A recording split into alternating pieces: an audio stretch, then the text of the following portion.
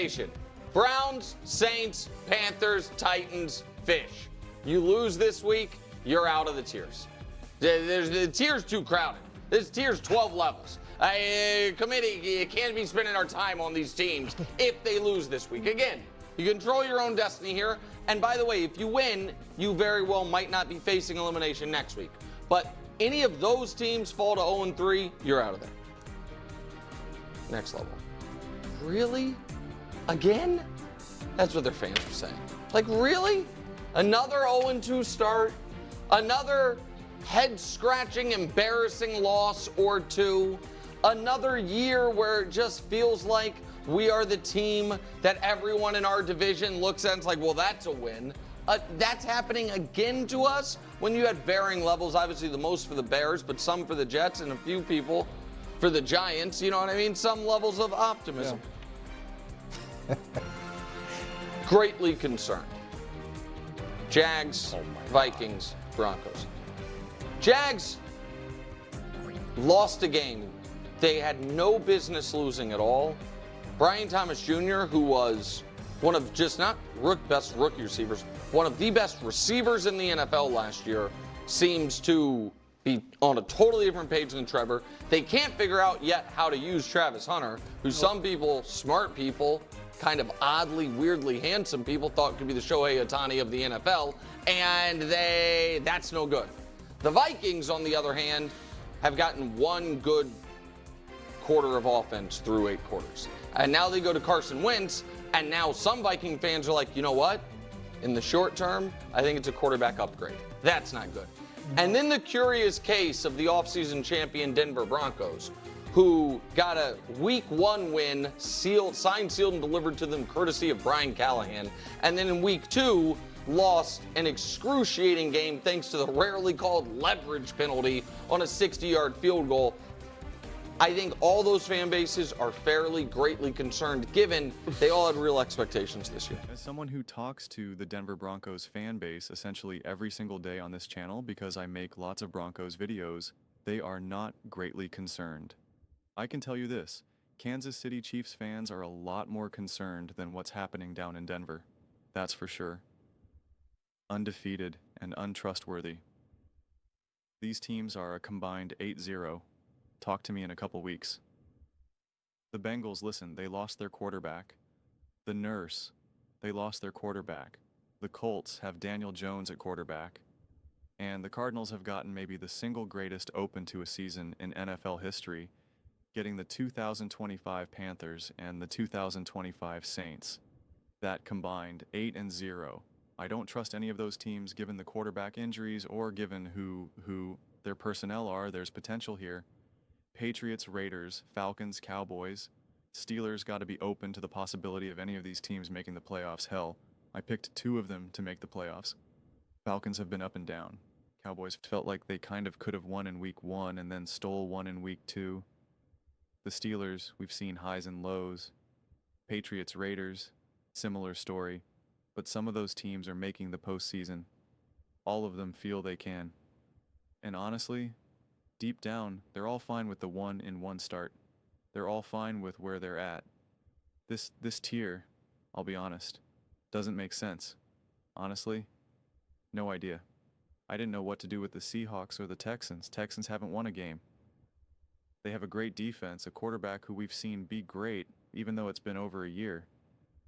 And they've been in these games, you know what I mean? They barely lose to the Rams. They barely lose to the Bucks. But they haven't won. The offense seems a mess. Seattle could be 2-0. They it took the pretty drive late and then they almost came back. I don't know that I fully believe in Sam Darnold. The defense looked good. Honestly, no idea. Little trepidation, that one. Lions, Commanders. Just a little uneasiness of, could we be in trouble this year? Now the Lions obviously score 50, it feels like it goes away, but week 1 was greatly concerning, and week 2 I still think there are more questions about the Lions defense than we're asking, because it's all been about Ben Johnson and golf and the offensive line change. And for Washington is very simply, man, how is Jaden going to miss time? How much time is he going to miss? And is our defense actually improved? How much did those injuries we suffered on Thursday night hurt? But those are good teams.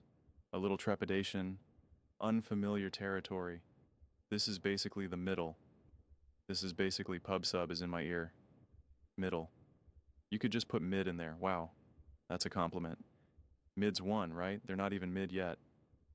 Lost 3 in a row. Yeah, well, they've lost 2 in a row. This whole 3 in a row thing. The reason none of the records that's so funny that he wants to push back on that, because all last year he kept saying all these games in a row, dating back to Christmas, and using the playoff games as a reference point as well. And I pushed back on that so hard. I was pulling up Wikipedia sources and whatnot. So now that he's upset that they're doing that, oh man, thank you, Philadelphia Eagles. Thank you for restoring balance in the NFL. Texans have lost 300. Yeah, same. Here's the deal, guys. They're 0-2. They have lost 3 in a row. Wilds pointed it out.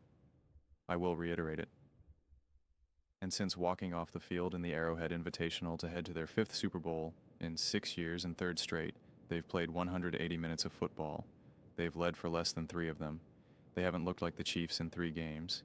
They are awaiting their guys to come back, and the vultures are circling. Luckily, the football gods have graced us with a visit to Matife and coach's New York Giants. However, it's then right back to the meat grinder of the NFL when you host the Ravens. With that said, beat the Giants. You're at home against a team you always beat. No matter where the game is, you win that game, and you might find yourself back at top the tiers. First ever 2-2 team at top the tiers. Don't tell me I didn't warn you. Legit contenders. Bucks, Rams, Chargers. That's what they are. They're legit contenders. They're a combined 6-0. They've beaten good teams. You know, not necessarily all 6 wins, but they all have beaten at least one good team. We all, to varying levels, all like or love their quarterbacks. I mean, I listen. I'm a Stafford and Baker guy. The whole show is this is about to be First Things First presented by Justin Herbert's fan club. But those are legit contenders. We like the coaches, we like the quarterbacks, we like the skill position guys. Legit contenders. This is actually really funny because the Bucks beat the Falcons, which Nick obviously doesn't think that they're that great. He says there was potential there. And they beat the Texans, where he's like, honestly, no idea. And the Rams beat the Texans, and the Titans, who are obviously facing elimination. So it's kind of funny because then when you look at the Chargers there, they beat the Chiefs, who obviously he thinks is actually a lot better. And he beats the Raiders, where I guess they're just technically kind of, there's potential.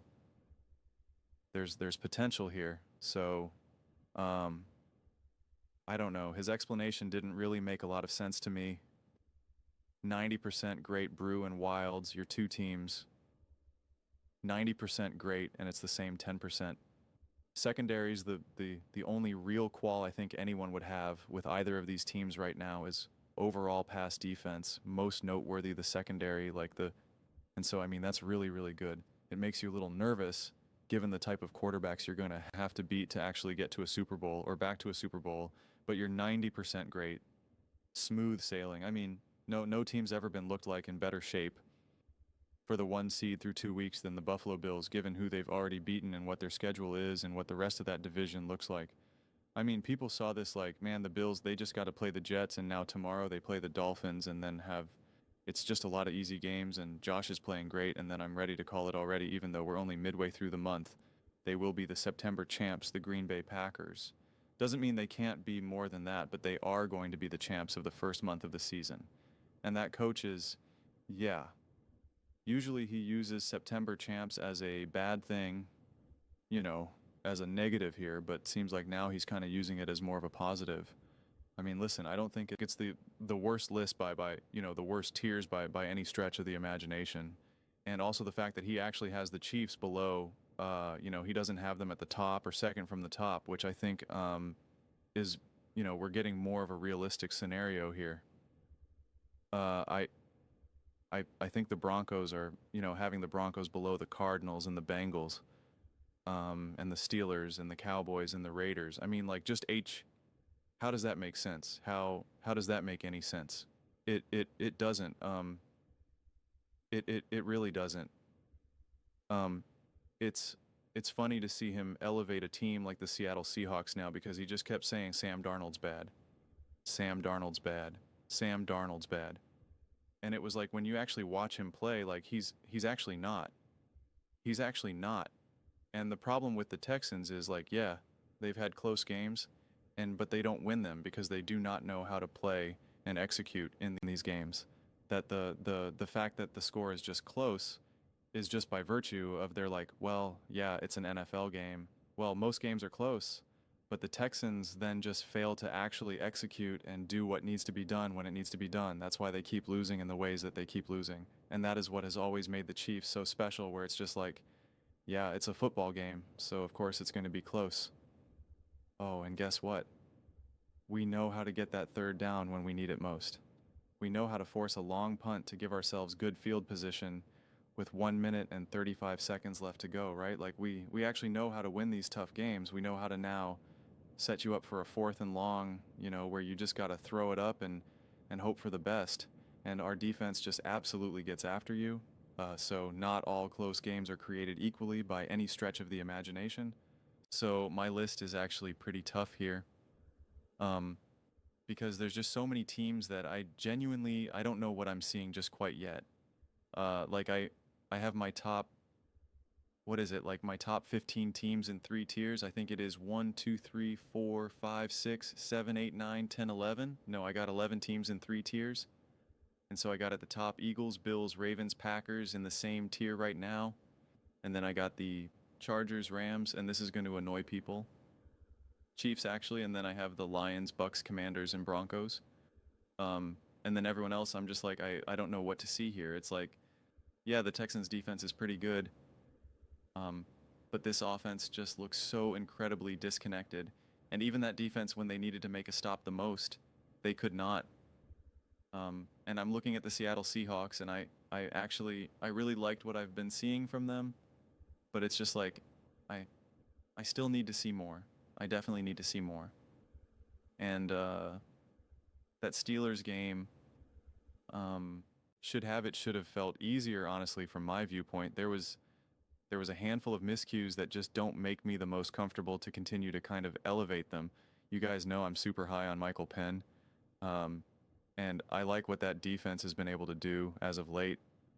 But even offensively, I just don't think they're doing a good enough job of really getting Michael Penn situated. And they 1 minute they want to run the ball nonstop, the next minute they don't. And it's just like so many of these other teams that I just don't know what to do. It's like I question the coaching or the roster itself. I'm just like, I don't know. Oh, I don't know. I don't have the faith necessarily. I believe in the Raiders, but I'm just like, man, Geno Smith played really poorly against the Chargers. They were kind of in that game, but also, like, not really at all. And it was just in the first 2 games, it's just been such an aggressive offense, just constantly trying to push the ball down the field, tight window throw, and it's just like that drive after drive after drive, and I'm just kind of like, why? Like, why are you doing this right now? Like, it's unnecessary. And I'd like to see that change. And Pete Carroll himself has brought it up, where he's like, I don't know why we're not taking some of these throws underneath. And so that's what I'm waiting for. And until I see it, I'm just like, okay, I have to see it. The Dallas Cowboys, it's just like they are definitely a really fascinating and intriguing team. But I wonder they played the Eagles close. They had a crazy game with the Giants.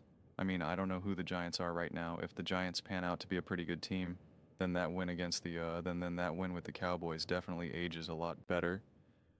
But I just don't know. I really want to see what the Chiefs look like against the New York Giants more than anything right now. And the Steelers, it's like, I think Aaron Rodgers has and actually been playing pretty well.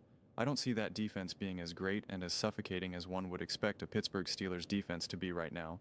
And that offense is like they're making Aaron Rodgers really push a boulder up a hill right now.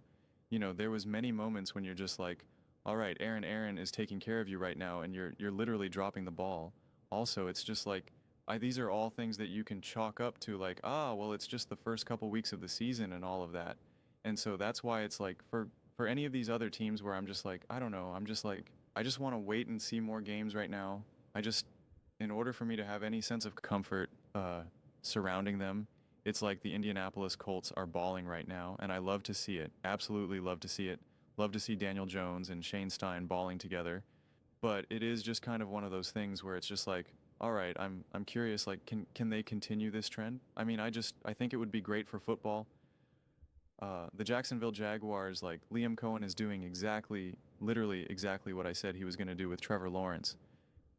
His short yardage throws and screen passes and behind the line of scrimmage, and Yak is it's just all through the roof right now.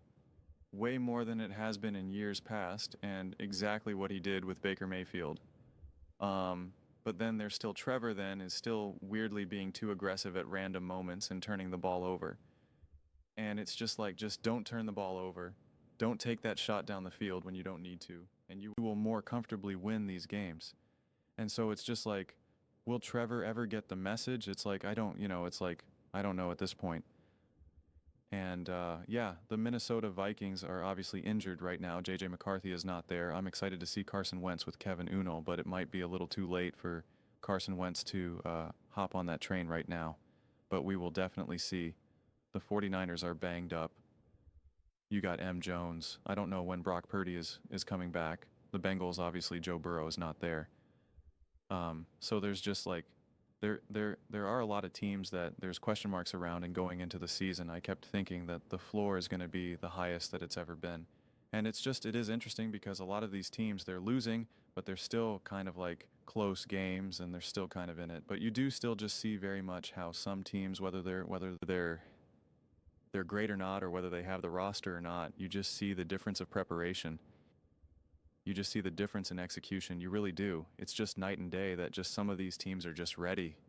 They're just prepared. They're just ready. And it's one of those things where it becomes very clear to me when you watch the Packers play right now, the Eagles, the Rams, the Chiefs. Even though the Chiefs are obviously losing and they're 0-2. You can still just tell that they're ready for it, that they're prepared. They're not lost in the moment. I'm watching this game, and you can see that the Texans are genuinely lost on that game-winning drive by the Tampa Bay Buccaneers. There's times with the Falcons in week 1, you're just like, what are these decisions that you're making, right? Like, what is this right now? What on earth are you possibly doing right now? This is ridiculous to me. And so just a lot of these other teams that are obviously winning and succeeding, I just don't see that. And that's why some of these other teams that are not 100%, they're not all 2-0, like of course the Broncos and the Commanders. I'm like, yeah, but there definitely is to a little bit larger of a degree feeling like that they will get their legs under them. Although again, a team like the Commanders, they're banged up. Their O-line is not what they thought it was going to be.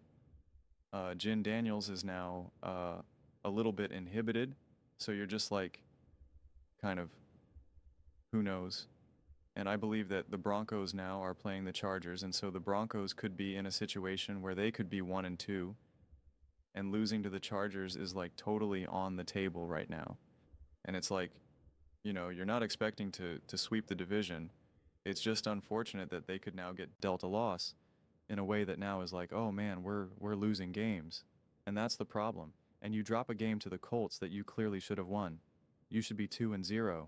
And then if you do now lose to the Chargers or, whatever it may be, it's just like, all right, we're 2-1. It's okay. We gotta get the Chargers next, on the back end here.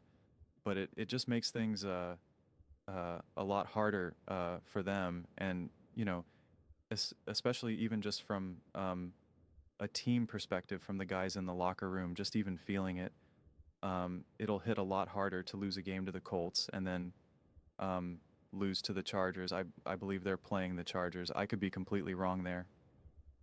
number. Yeah, they're playing the Chargers.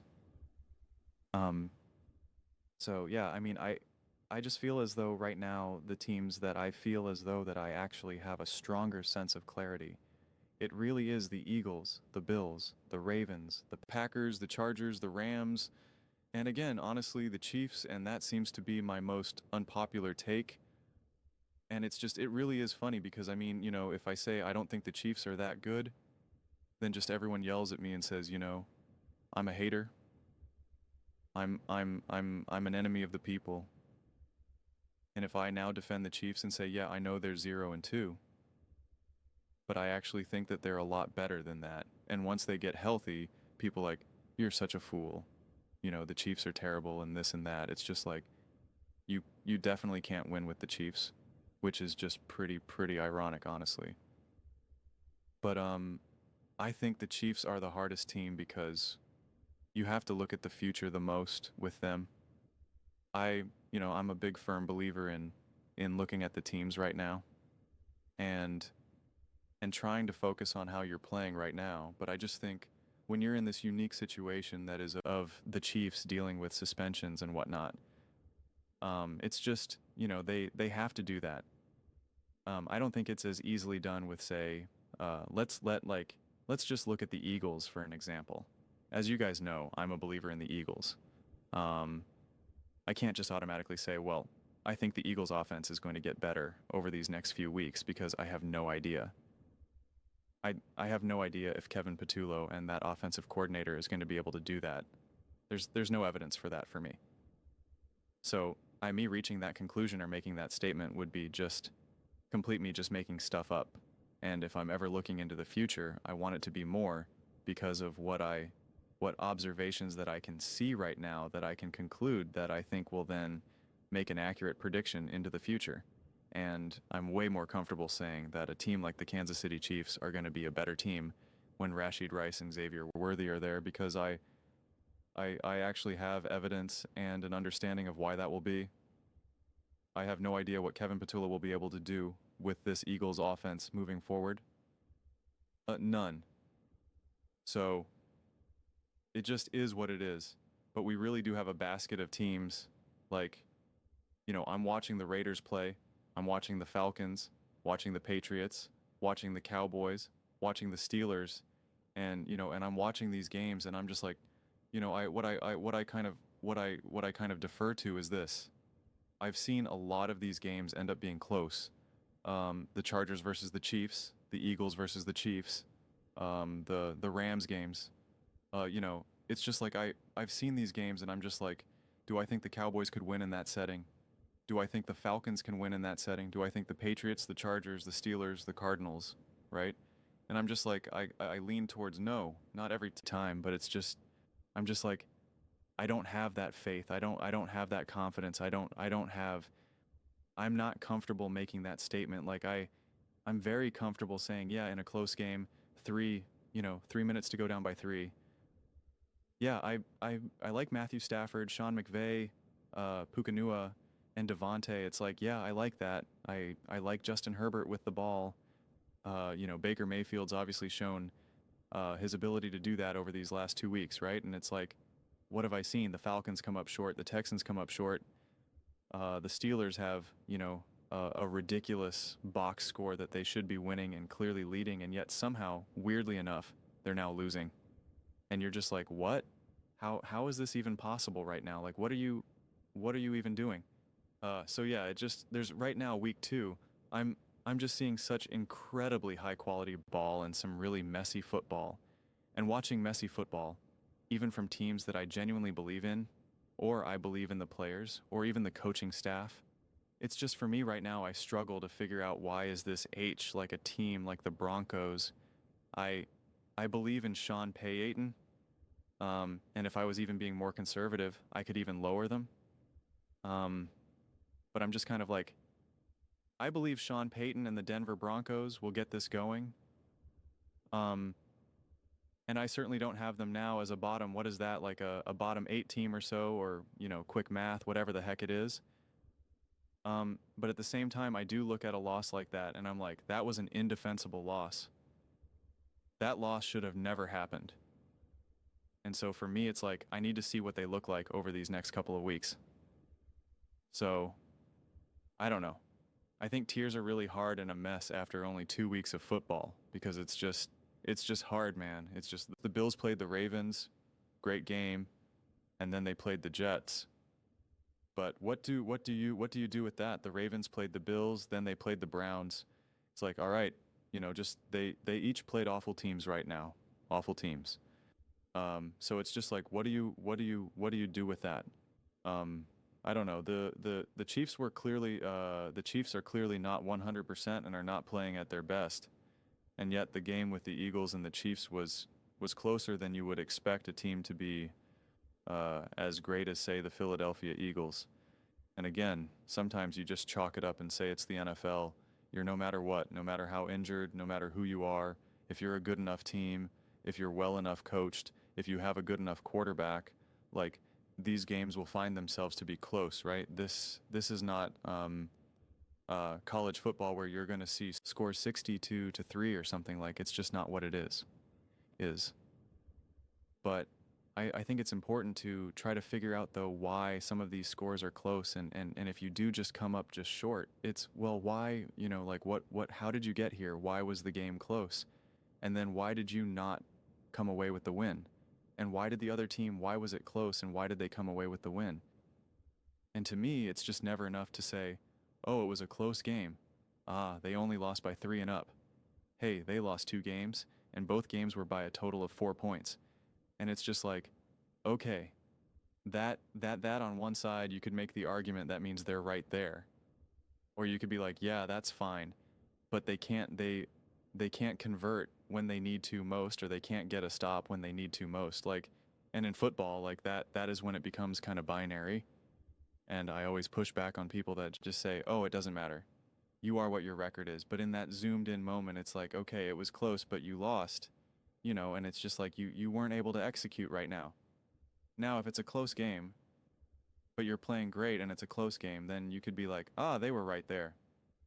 They were converting 3rd downs all game, and then, that the ball just got away from so-and-so, and he let it sail, and that set up a long 4th down, and, it's just an unfortunate situation that it happened that way. It's like, you can come up with that explanation, but, that's not always the explanation. So it's why it's really important, I think, to just, really be comfortable zooming in and zooming out, zooming in and zooming out, and not try to have this, copy-paste formula that you try to apply to every single game no matter what. Because it's just not always the case. Those are just my thoughts. I'd absolutely love to hear yours. What do you guys all think about Knicks tiers headed into week 3? How are you feeling about these teams? Where do you think they stand? The top, the bottom, the middle? Let me know in the comments below. I read every single comment, so whether you agree with me or disagree with me, either way, let's get in some discussions, let's get in some fights, but ultimately, let's just have some fun. Please do consider subscribing. We are building an amazing community here, and absolutely love to see you part of it. I want to build something that we all generally feel connected to, something that we're really excited to be part of. I think we're well on our way to doing it. And please don't forget to give this video a thumbs up, as it really does help the visibility and the algorithm. Thank you so much. See you next time.